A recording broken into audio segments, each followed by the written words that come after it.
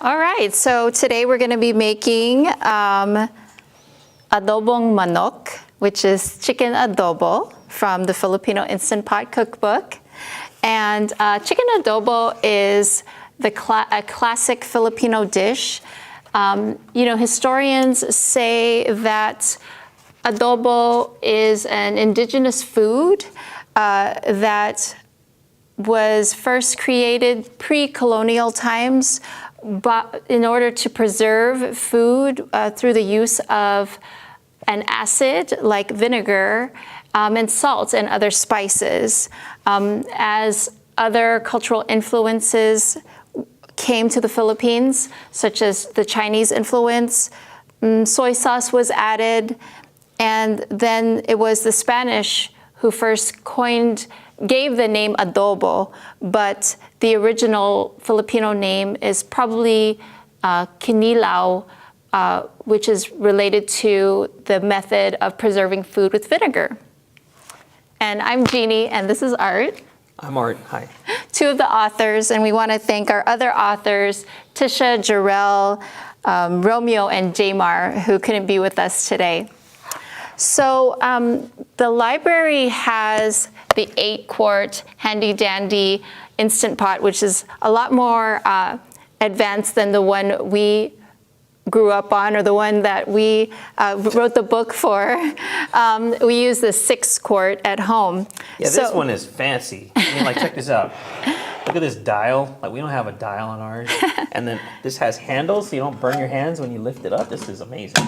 Yeah, so you can borrow this at the library, which is great. Take care of it, though. Yes. Return it nicer than you found it, right?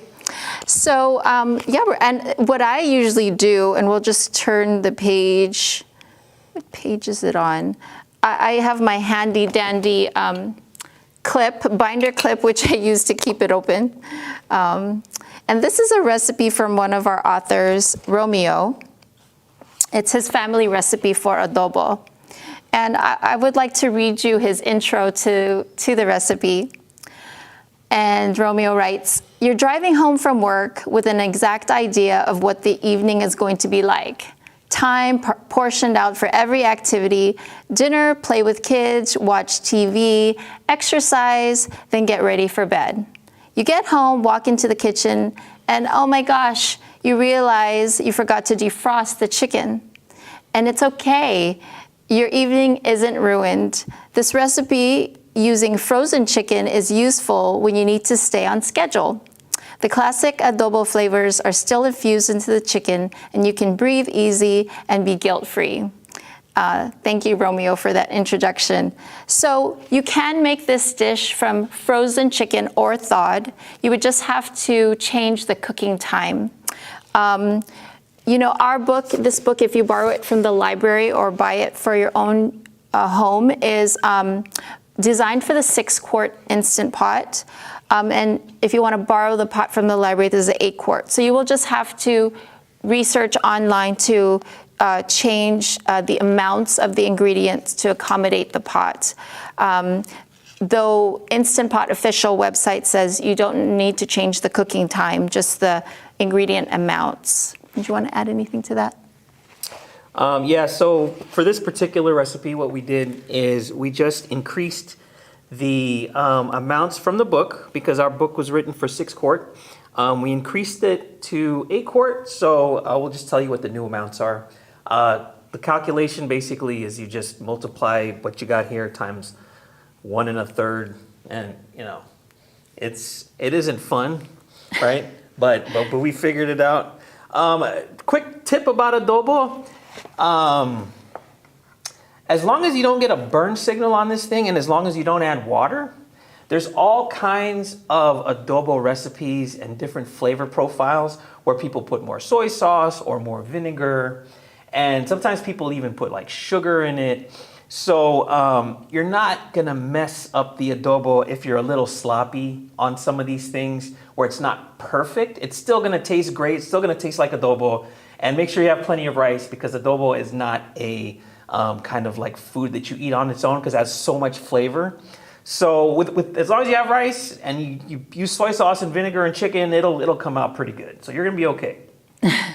We also have a recipe in the book, which is coconut milk with the vinegar. And so that's another liquid you can add, because for the Instant Pot, for the 8-quart, you need a minimum amount of 2 cups of water. For the 6-quart, you need a minimum amount of 1 cup of water or liquid, in this case, the vinegar and soy sauce.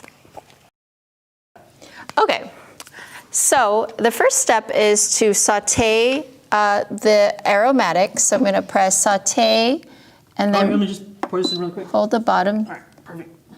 Okay, so it should be going on saute. Okay, so that was, in the book it says 2 tablespoons of cooking oil converted to this size. It is now 2 teaspoons of cooking oil, which is surprisingly more than, wait, my bad. No. Oh my goodness, 4 teaspoons of cooking oil is what 2 tablespoons plus a third is. Okay. We're awesome. This is awesome. Okay, should we just start all over? Nah, go. Okay. It's cool. All right, so this is going to be sauteing, and we're going to add the garlic. Okay, so this is going to be 12 cloves of garlic for a 6-quart. It's going to be 16 cloves of garlic for 8-quart. 16 cloves of garlic. All right. Really good for kissing later. Only people in your COVID pod, though. Yeah, with masks on. Okay, so I added the garlic. And that's going to be sauteing. Okay. So after the garlic is golden, we're going to go ahead and add the chicken. And our recipe calls for 2 pounds of chicken in the book. But if you're going to adapt it to the 8-quart machine, just throw in another thigh. Yeah. Okay. So I'm adding, this is thawed chicken, but you can put it in frozen. Yeah, which is great because the pressure cooking is gonna it's gonna thaw the chicken for you, and then it'll just sort of end up the same. So what's the cooking time for frozen versus thawed? Is 17 minutes if your chicken is frozen and 10 minutes if it is thawed. All right. Okay, so do you think it's cooking? It's not making much noise. Okay. It hasn't heated up yet. That's all right. We're just okay, and then we're going to add some soy sauce. Our recipe calls for 3/4 cups of light soy sauce, but you can use regular soy sauce. We understand that, it's a sheltering in place world, so we very much encourage folks to just cook whatever you have in your cupboard. And a Filipino rule of thumb, if it's a little salty, just eat it with more rice. So the reason why this is using light soy sauce instead of regular is because Romeo includes patis. Patis is also salty, so he's got some patis in there. So if you're gonna use regular soy sauce, just be aware that when you throw that patis in, it is gonna be a little saltier. So you might want to reduce the amount of regular soy sauce, maybe by just don't dump in the whole thing. Just do like 80% of what you were gonna do. Yeah, patis is fermented anchovy sauce, but you can omit the patis or anchovy sauce if you're using regular soy sauce. It just adds a little bit more of umami flavor. That's good. And then the vinegars. Our recipe is unique in that it calls for apple cider vinegar and white vinegar, equal parts. So we converted for 6 quarts, it's going to be 1/3 of a cup per vinegar. For 8 quarts, it's going to be 1/3 of a cup plus an extra 2 tablespoons of vinegar of that type. So the 2 types of vinegar we're using are apple cider vinegar and white vinegar. And Romeo's recipe calls for 1 tablespoon of ground black pepper. You can adapt that to your spice preference. I'm only putting in 1 teaspoon of the black pepper here. And then 4 bay leaves. These are bay leaves from our garden in Vallejo. And these are California bay leaves, but you can use whatever you have in your cupboard. So for 6 quarts, we say 4 bay leaves. For 8 quarts, just make it 5 bay leaves. Yeah. So I think that's about it. This is a very simple recipe. Yeah, you can almost just do this as you sleepwalk. It's simple. All right, now we're going to cover it. Is that right? Are we down there? And just make sure that the sauce is coating the chicken. You can also use chicken on the bone or chicken with skin on. Yeah. So, do you want to talk about the? Oh yeah. Okay, so this lid, very, very important. Most important thing to do when you are doing your Instant Pot is to make sure that you remember to have this white sealing ring. It might turn brown after many years of use, but in the beginning it's going to be white. And it's got to be pushed in all the way around. And if you don't do that, then your pot's never going to come to pressure, and then steam's just going to leak out of it like continually. So that's usually my biggest mistake with this thing, is like sometimes I just forget to put the ring. And then once you put it in there, you drop it in and you give it a twist, and it makes this cool sound that tells you everything's fine. And then you make sure that the setting on top is set to seal and not vent, so that it can come to pressure. If you put it on vent, then it's just gonna leak steam forever and you'll never come to pressure. Yeah. So. All right, and then what did we put it on? How many minutes? 10? So yes, 10 minutes, because the chicken has been thawed at high pressure. All right. So yeah, Yeah, so for the purposes of this video, we're just kind of going sort of fast. Make sure that, you know, like you sauteed it to how you want it. And then when you're done, you're going to press cancel. Yep. In order to stop the saute. And then we're going to go ahead and press pressure cook and set it to 10 minutes. And then start. Woohoo! And I'm just gonna turn off keep warm. Yeah, so at this point, the pot's gonna heat up, everything's gonna boil, everything's sealed, the boiling will become pressure, and then as soon as it hits the right amount of pressure, this on is gonna change to the time that you set, which is 10 minutes or 17 minutes, depending if you're frozen or not. And then it's just gonna count down to 0, and then when it's 0, the cooking's done, and then you're gonna have to let it depressurize. So what is the depressurization steps for this? For this recipe, when cooking is complete, allow the pressure to release naturally for 5 minutes, and then quick release the remaining pressure. So just part of the basics of the Instant Pot, it uses steam to cook food, and so as steam is building up, that takes time. So depending on how much liquid you have in your pot will determine how much time it takes to build up pressure. This only has roughly 2 cups of liquid, so it may take about 10 minutes to come to pressure, and then it'll cook for 10 minutes, and then we're gonna let it depressurize naturally for 5 minutes. So the total cooking time will be approximately 25 to 30 minutes. So just keep that in mind when you're starting to use the Instant Pot, that there will be a little time at the beginning and the end to build up the steam and to release steam. Does that answer your question? Mm-hmm.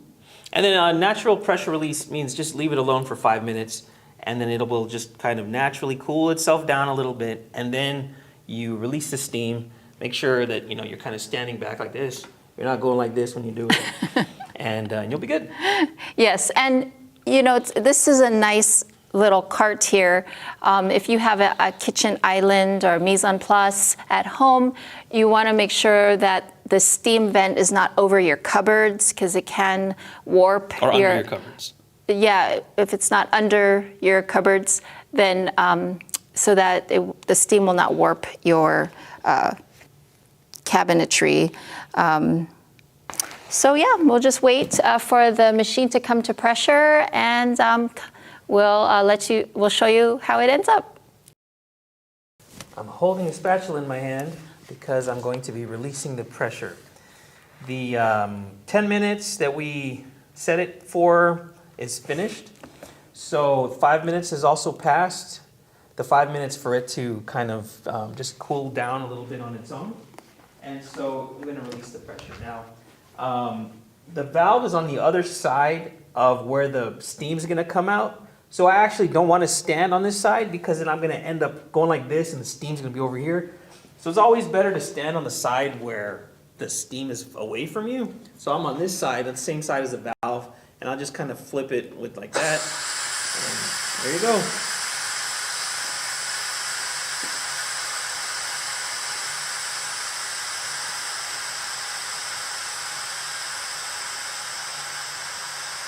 So you want to wait until all this is done before you take off, like do any kind of twisting. And you're going to see the pressure valve indicator thingy. It's like a piece of metal that's going to fall in. When it falls in, that means that the pressure is completely gone. Like it's not under pressure anymore. So that's what you're actually waiting for.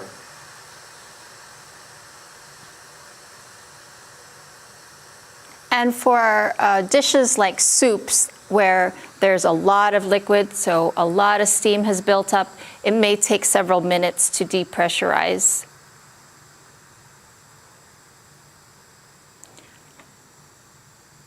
So you can wait till the steam is no longer visible. You can also jiggle the top, and it will unlock automatically when there's steam is fully released. Yeah, there it goes. So the little thing fell in, and now you can just open it. And there is a way to hold, there is slots on the rim that are actually for holding the lid. Many people don't know that. Awesome. Whoa, look at that. Look, it looks awesome. Oh, it'll taste better tomorrow. I like to eat adobo with sometimes. Like all Filipino food does, except maybe pancit. Yeah, the longer that the proteins or the food marinates in the sauce, the more it absorbs the flavor. And for those who are having a low-carb lifestyle, you can, like us, in fact, you can eat adobo with greens. And so we've brought the adobo with some brown rice for those who eat rice, and broccoli and cauliflower for those who are trying to participate in low-carb lifestyle. And if you're vegan, you can have adobo with the cauliflower adobo recipe that we have in the book. Mm-hmm. Mm-hmm. Yes, you can. For vegans, you would substitute, of course, things like patis. If you're trying to do gluten-free, you can use cocoa aminos. In the back of our book, there's an index that helps folks who are like keto or vegan, vegetarian, nut-free, dairy-free, gluten-free, etc. So there's this helpful index for if you want to find different recipes according to your dietary needs. And we're just going to plate this with some brown rice. We have a really easy recipe for brown rice in our book, which is essentially like for the 6-quart machine, 2 cups of brown rice, 2.5 cups of water, a couple tablespoons of butter, and that's it. And it's a really delicious, easy to make brown rice. Do you use the pressure setting or the rice setting? You know, you can just use a pressure setting the way we have it in our book. And then just spoon a little bit of the sauce on top of your rice. You can also serve it with veggies of your choice, and you can also put sauce on your veggies as well. And this is what it would look like. Chicken adobo with brown rice and a side of veggies. Enjoy.